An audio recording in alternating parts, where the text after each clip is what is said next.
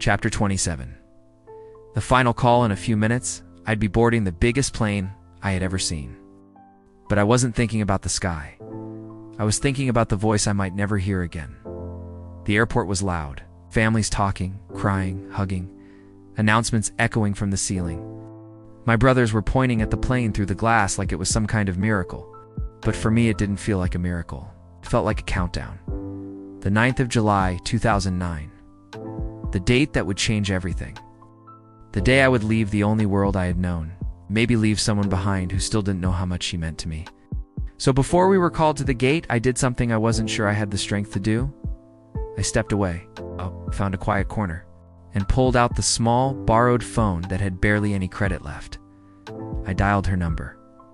First ring. No answer. Second try. Nothing. Third attempt. My hands started to sweat. I nearly gave up. But on the fourth call, she answered. And she was already crying. She knew. She knew everything. What happened between me and her father? How I stood at her doorstep and left with a broken heart?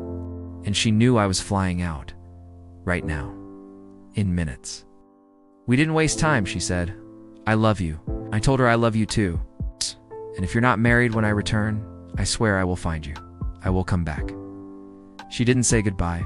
She didn't need to. Her voice cracked, just once, and then the line went quiet.